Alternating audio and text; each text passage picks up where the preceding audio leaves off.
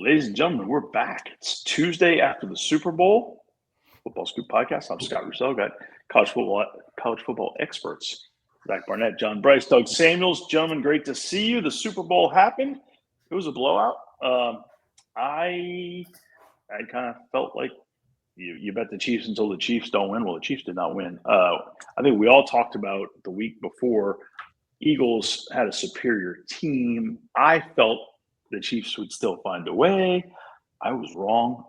Vic Fangio's defensive line just overwhelmed the Chiefs' offensive line, and because of that, Mahomes couldn't get anything going at all.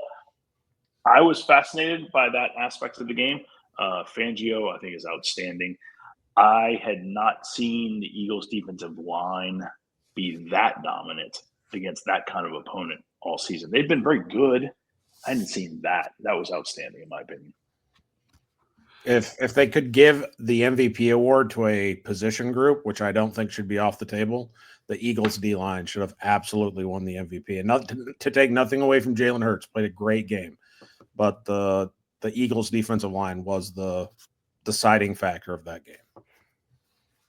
Yeah, it felt like watching a college football game in that you had one team that was just completely outclassing their opponent athletically across the board at every single position.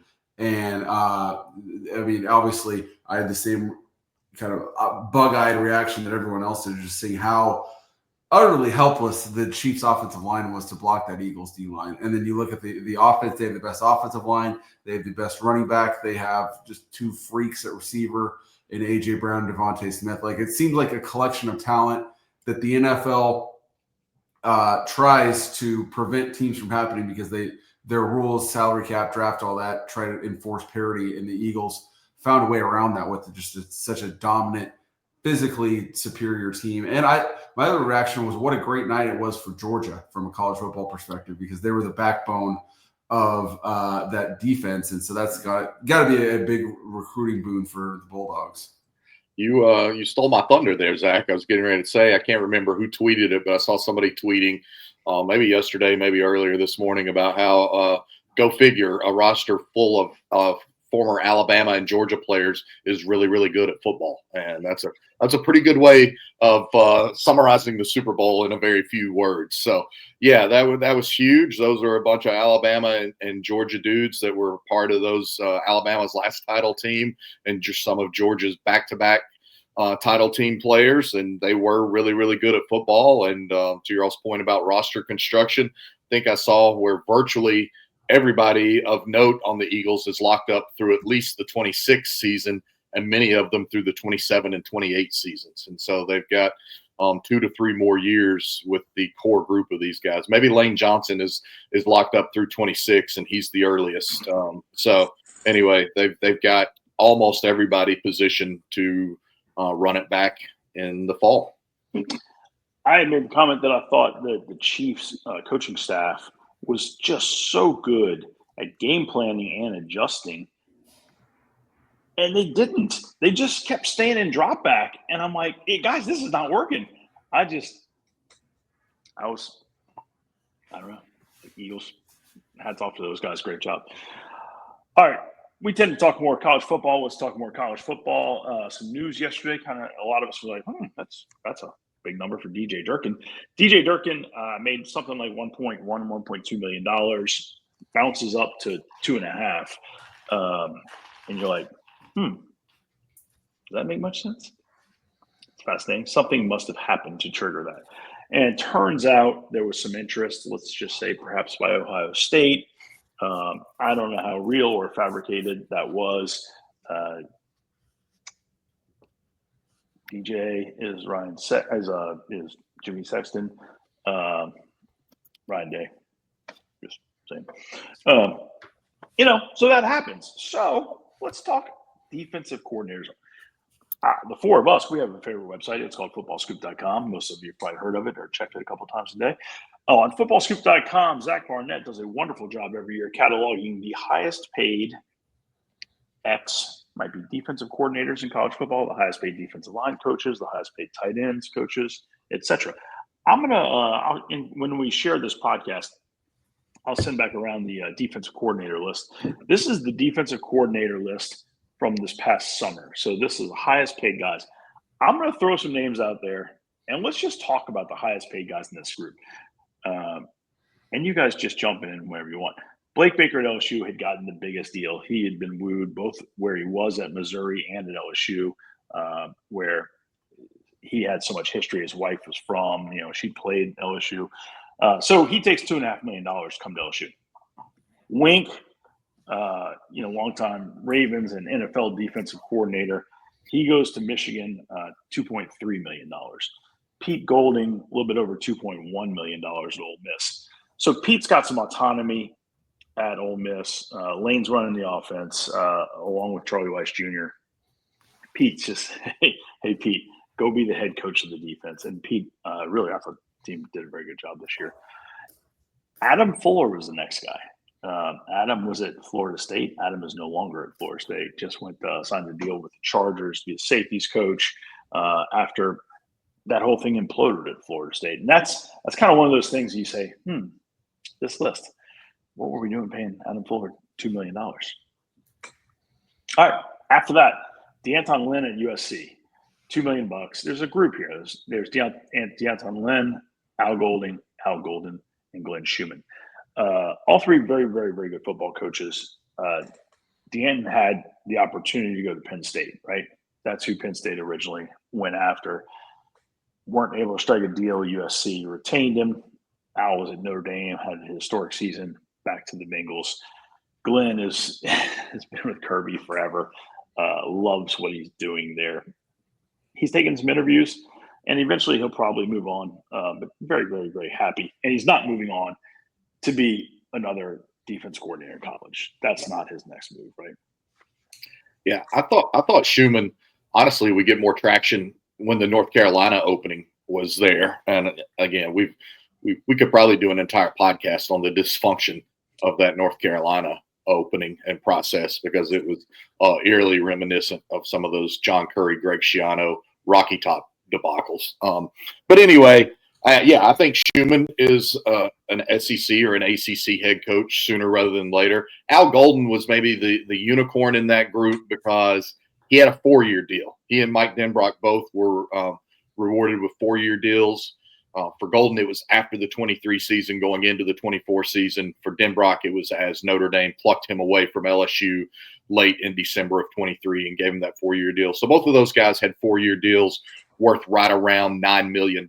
So very, very significant there that Golden had those built-in escalators to where really his deal averaged $2.25 million over the 4-year term of it. I believe he's now getting a 3-year deal with the Bengals that will average right around $3 million. But for him, and in talking with people around the sport and around the industry, Golden loved Notre Dame and really wrestled with the decision. I was told that had it been like the Seattle Seahawks or the Raiders offering him a DC job, it would have been a non-starter. But because there's a lot of warm feelings about Cincinnati, that lured him. Also, the fact that he's got a better path to a potential NFL head coaching job right now than a college head coaching job that he would want. He turned down a couple of interviews the last couple of years at the college level, Syracuse and Duke among them.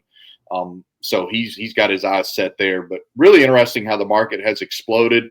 And if you look, there was some reports, maybe Sports Business Journal, or I can't remember which one recently. The college coordinators overall are still a bit ahead of the pace of most NFL coordinators. Now the NFL is upping that money some, but you've got, especially now that Jim Knowles has cracked the 3 million threshold, there's very few coordinators in the NFL that are making that kind of money. I see Doug nodding his head, so I'll cede the floor to anyone else who wants it. No, I mean, I think Chip Kelly just signed a $6 million deal with the Raiders, but yeah, those are always super secretive deals in the NFL, so we don't know for sure. But that's a good point, JB.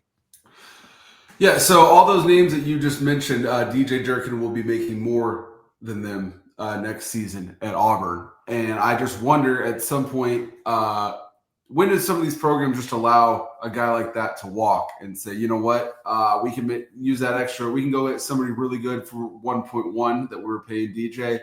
And then I'll just say it, use that 1.4. I saw it theorized that Auburn built up a kind of a war chest to try to use to build their roster through the portal, and that kind of never materialized as the thinking has evolved that most programs are using their money to retain their current players, a la Ohio State, Penn State, rather than go acquire new ones. But are you better served using that $1.4 million that you're now paying DJ Durkin to recruit, tamper someone into the portal? We all know what happens.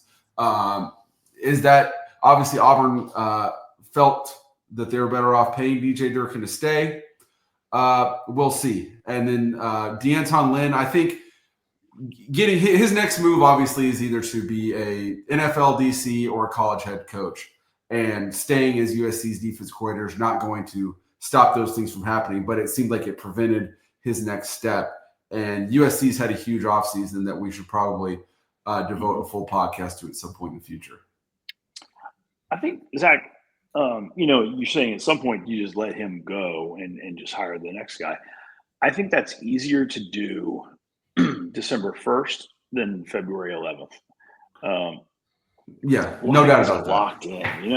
It's really hard to rejigger if you don't have another experienced play caller or somebody you think, hey, I want to hand this over to on staff. Boy, if you got to go bring an outside hire in, culture-wise, just the logistics of finding a guy that's suitable. Because as we go down this list, I mean, you're going to get down to $1 million. I'm going to get down to $1 million pretty quickly, and we're only through about 15 guys. So you say, all right, gosh, you think I'm a big boy, SEC, Big Ten type program. Do I want to turn this over to a first-time guy or a guy who's only done it for 2 years in the Sun Belt? Here's the question I would like to ask along those same lines, and I think you make a good point, Zach, of saying, well, they didn't have to invest as much in the portal so they can afford to pay Durkin a little bit more. How much different is it because Auburn had such a disappointing season that there's so much pressure on 2025? Do you guys feel that there's more pressure to keep Durkin because of the season ahead? Whereas if Auburn was coming off of a 10 or 11 win season, maybe there's a little more equity there for Hugh to say, okay, DJ, good luck to you. I believe in the next guy. I'm going to bring him in. What are your guys' thoughts on that? Yeah, I've had that conversation kind of with some Oklahoma fans I know as Oklahoma's in a more dire position than Auburn, but the cost only goes up. If you're in a situation, if you're Auburn and your rivals are Alabama and Georgia, the pitch to donors is we need to spend more to go catch up with these guys. And then let's say Auburn goes out and wins 10 games next season. It's, hey, whatever we spent in 2025, we need to spend that plus 25% in 2026 because now we're good and now people want to recruit our players away and hire our coaches away. So no matter if you're good or bad in college, the cost goes one direction and it goes up. So I don't know if you're answering your question, but that's just one phenomenon I noticed recently. It's always kind of applied to coaches and now it applies to players as well. Auburn's one of those places it should never be that hard to hire a high quality coordinator, but it is. Speaking from a head coach who's hired at the high school level, it is exponentially easier to hire someone after a 9 or 10 win season than it is after a losing season. The job is more attractive. You're attracting a different pool of candidates. All of that certainly factors in. I think that's kind of what JB was talking about there. Yeah, thank you. And I think maybe I did a poor job of setting the table there as clearly as you did, Doug. But I think it's why we've seen Oklahoma continue to struggle a little bit with some of these hires. Oklahoma has had a GM opening for quite some time, and I think that you're having people assess the situation and determining, okay, is it worth? Will I bet on myself truly for 1 year because that might be all it is, or am I willing to bet on myself because I believe it will end up being more than 1 year? All right, so we talked about some guys that are making above $1.5 million. Let me tell you about the guys in that. Above $2 million. Let me talk to those guys who are in that $1.5 to $2 million range. And a lot of these guys aren't on the market or in the available pool, so to speak. Jim Knowles was making just under $2 million. He bounced up to $3 million going to Penn State. Phil Parker at Iowa is not leaving. Right? I mean, yeah. Kwiatkowski isn't leaving Texas, right? I mean, y'all stop me if there's any possibility. No, right? Right. Tosh is at Oregon. Just imagining Tosh at Ohio State just feels weird to me, but okay, moving right along. Yeah. Tony White was at Nebraska. He went down to Florida State, off the market. Kane had a really odd year at Alabama. Kane seems committed there, but Kane's not leaving, I presume. Tim Banks did look around, did field some interest, but did a new deal, right? Yeah, his new deal. I was just going to say his new deal, because I looked at the contract last week, actually, is 3 years, and it's right at 1.8 to 1.85 plus bonuses. So he can pretty easily hit the 2 million threshold, but he did get a 3-year deal. And I know in talking with coordinators, offense, defense, special teams, that's one of the key things. Tennessee hadn't done a lot of 3-year deals and wouldn't do them for standard assistants, but did give Tim a 3-year deal with a significant raise. So it gets interesting here, in my opinion. So Tony Gibson was at NC State, did a great job, took the Marshall job. Honestly, I think it might have been a slight decrease in pay. I think his deal might have been $1 million at Marshall. So you say, okay, Tony's really good. Probably doesn't fit schematically, maybe at Ohio State. You're like, okay, could a guy leave a group of 5 right when he built his staff? The reason why he wouldn't do it is because he's loyal and he wouldn't leave all those guys hung out to dry. But financially, it would make sense. But he's not going to do that. Joe Rossi is at Michigan State. Good ball coach. I'm going to throw 3 guys at you that are right here in this group. Joe Rossi, Michigan State, Morgan Scalley at Utah, and Brad White at Kentucky. 3 very good football coaches. Anything like that come to Ohio State? Scally makes a lot of sense, if not for the fact that he has so much equity at Utah and he's in line to take over there for any season now. It's hard to see him throwing that away. Would Utah potentially hire him back if he goes and kills it for a year or 2 at Ohio State? Maybe, maybe not. That's a conversation to be had. But obviously, he seems pot committed at Utah. But I think he'd do really well at Ohio State. Yeah, I think Scally is elite. I think when you look at the current marketplace, honestly, I think Utah is probably getting him a little bit below market value, especially when you consider that they had to dismiss Andy Ludwig mid-season in 2024 because the offense was so underwhelming. And Utah's been built on defense and power offensive football. So Brad White doesn't get enough credit for what he's done at Kentucky. And the thing that impresses me maybe the most at Kentucky is how well they identify 3-star talent. We'll just say 3-star talent, and then develop it into pro guys. And they look like they're about to have another first-round NFL defensive back. They've had some really good defensive linemen. It sounds like Ryan Day has his eyes on a couple of different NFL coaches. Joe Cullen from Kansas City, Matt Patricia, whom everyone most associates with the Patriots, but who's been around the league a few different spots. Those are a couple of names I'm watching at Ohio State.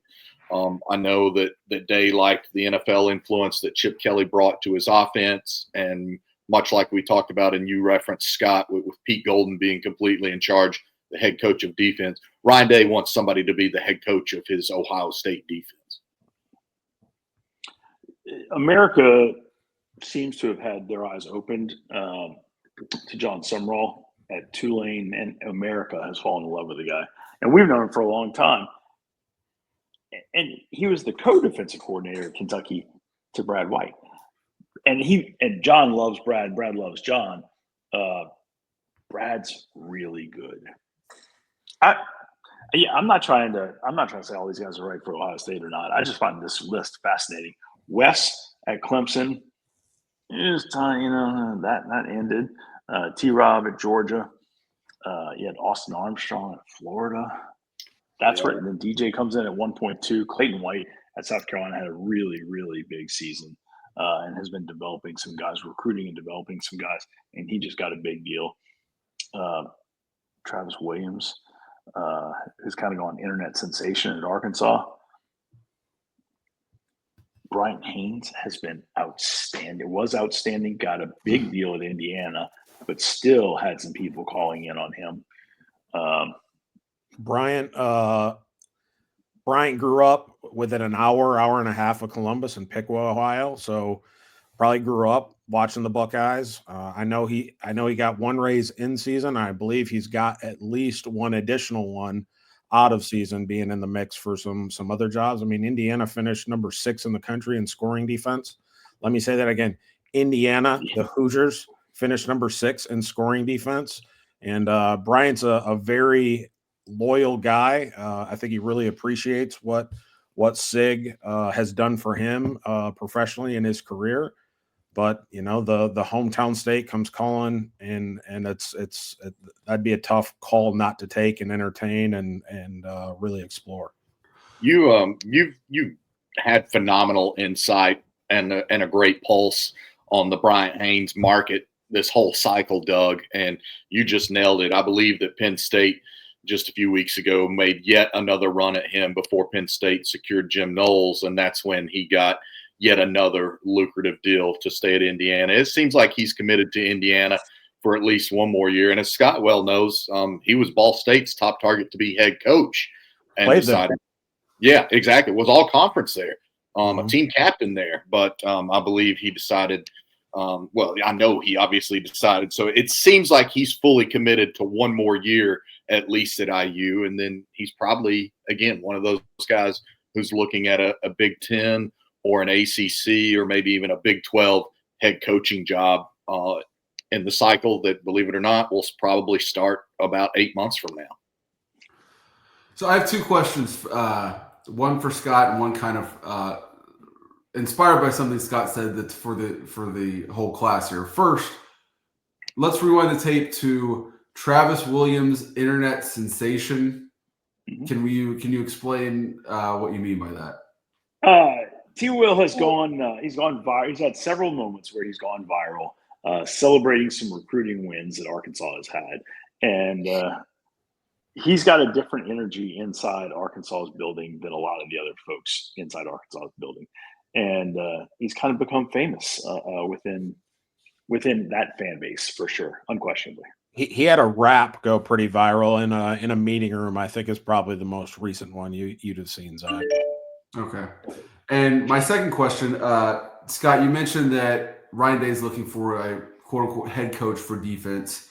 With the promotion of Brian Hartline to offensive coordinator, we feel it's a safe assumption Ryan Day is going to take a more hands-on approach to that side of the ball than he did when Chip was there. Do we think Ryan Day is going to go so far as to call plays, or will Brian do that, or do we know? Oh, sorry. No, I was going to say JV probably has better intel on that. I can tell you my opinion. I haven't spoken to Ryan or Brian about that, but I can tell you my opinion from what I heard from some agents is that Ross Bjork, the athletic director, in speaking with Ryan, really feels it's important that Ryan become more of a CEO head coach and driving the players' ethos, kind of like what Urban did, to be honest, and allow Brian to game plan more and call it game. So I suspect Brian is going to call it a hard line. Yeah, that's been the indication to me. He had the solo OC title a couple of years ago, and there's some back and forth as to how much he called it or when Ryan Day decided to call it full time that season. But it's my understanding that Brian Hartline will be empowered to be the play caller. And you're exactly right. They want more of the CEO. They think that worked really well. And obviously it worked really well in playoff time this year. And as the season gets longer and there's more roster management, and until the GM situation at the college level stabilizes, more and more people are trying to have their head coach be able to be in that CEO role, because there's just so many different hats. And college coaches have always worn more hats than NFL coaches because there's the speaking circuit and recruiting and all of that glad handing that you don't do in the NFL. But now, right where roster management is, where NIL is, where there's so many nebulous components of college football, then yeah, guys are trying more and more to be fully in that CEO role. I know that's a factor for Marcus Freeman electing to go with Chris Ash and bring in yet another guy who's been a head coach, even if it was a disastrous stint at Rutgers. But he wants Ash to have more or less full control, even if Mike Mickens stays and gets a co-DC title. He wants to have those guys that are basically head coaches of offense, defense, and he runs the program top down. That makes sense because just real quick, I just recall Ryan Day himself talking before the Cotton Bowl about why he gave it up, and he's basically said once you get so into the rabbit hole of calling plays, it's hard to pull yourself out of it. And it's Thursday, 10 o'clock at night, and you're thinking, what's my 3rd and 4 call from the 17-yard line on the right hash? And once it's just really hard. You have to devote yourself fully to play calling, and obviously every moment you're spending on play calling is a moment you're not spending on your other aspects. So that makes all the sense in the world. We're in such nebulous isn't the right term, but we're not on solid footing with where college football is. So much is changing. The ground's moving. Are we on water? Are we on ground? Head coaches need they need other people to be able to call plays. There's no doubt about that. They need an exceptionally talented general manager who has his pulse on all personnel type aspects. They need a chief of staff who can help the head coach stay on task and make sure we know where all aspects of this program are. So to me, it's the right decision by Ohio State to have Hartline call it because Ryan's got a lot to deal with, just a lot. All right, let me finish out this group. I think I've only got 4 or 5 more guys. And this is the end of the guys that were making above $1 million or right at $1 million. The rest of the group, Tim DeRuyter, who was at Texas Tech, who's a great football coach, but change. Corey, so Zach, earlier, you were talking about Auburn and how, once you ratchet it up, it's hard to ratchet it back down. Okay, we go from middle 2 to 2.5 for DJ. There's never really an off-ramp. Well, Missouri showed us there is an off-ramp.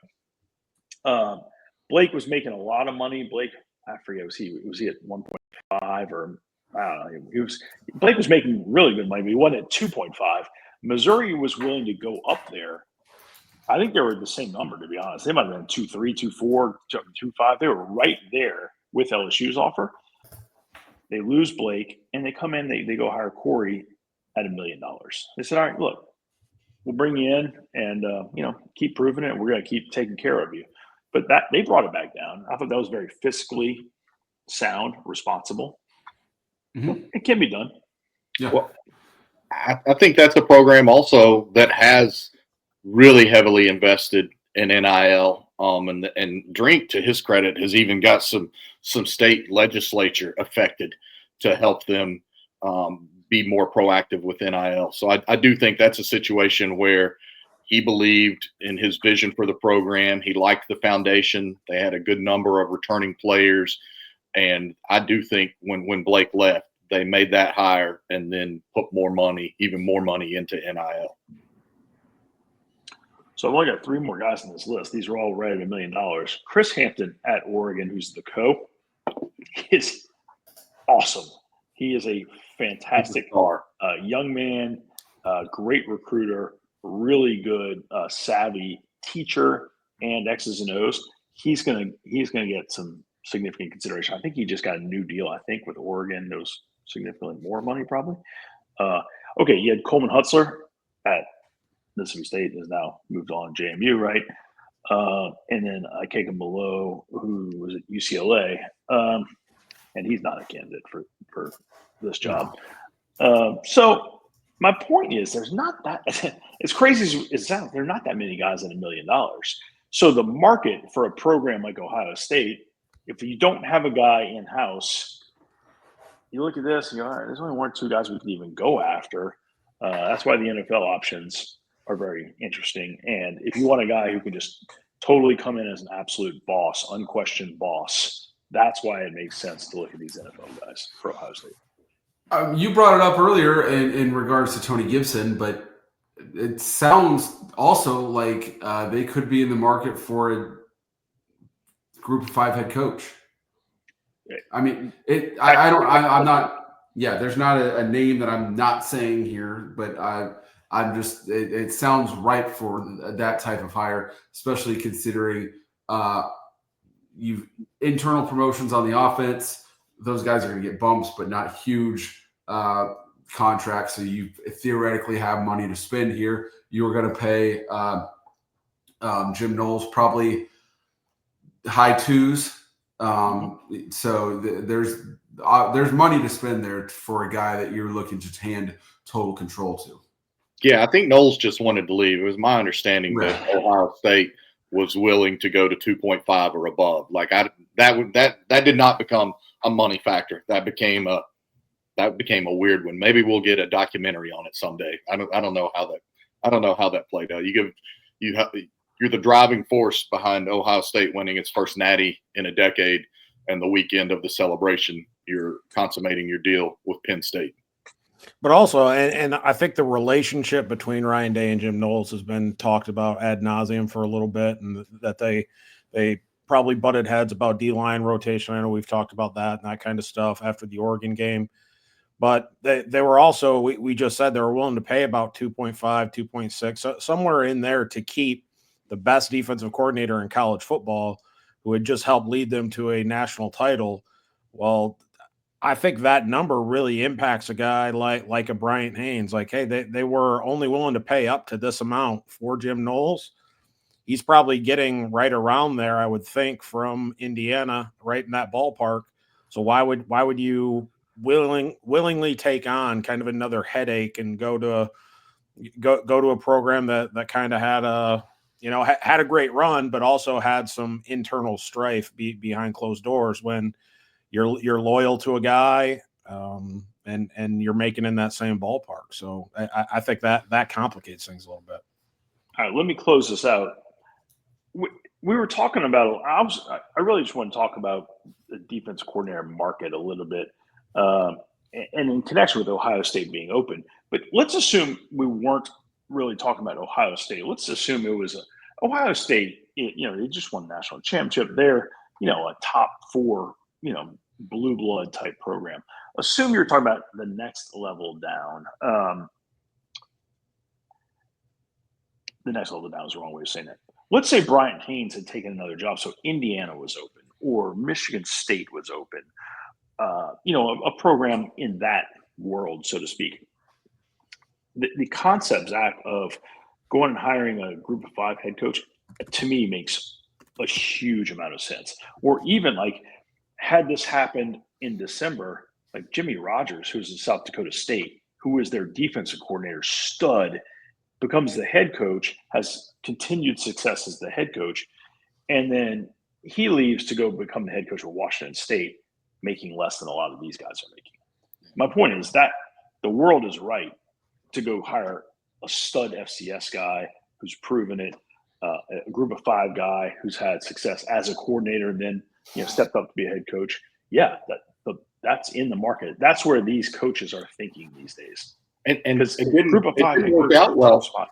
It didn't work out well for Alabama, but they did it not once but twice in Kalen DeBoer's first staff. They went and got Kane and they got Mo Linguist, and those guys were head coaches at South Bama and Buffalo. Yeah, there's so many variables that there's never going to be a 100% foolproof cheat sheet for hiring certain jobs. But it feels like the guys who are pulled up from lower levels that are head coaching experience that go up succeed at the highest rate of any type of bucket there is in coaching hiring. I think this has been a good pod. We might have gone in reverse order because we probably should have one coming up on the head coaching market, especially with it being reset last year by Kirby Smart, and then close to being reset last week by Ryan Day, who's now second. So probably can do a mini series within our Football Scoop podcast on these salaries and the phenomenon therein. Good stuff, gentlemen. All right. Any other closing thoughts? JB, I think you nailed it. Nope. Yeah. We're out. FootballScoop.com is our favorite website. Check it out with us. I think you all know this. On Twitter, I'm at FootballScoop. He's at Zach_Barnett. John D. Bryce 1. Coach Sam's. With that, we're out.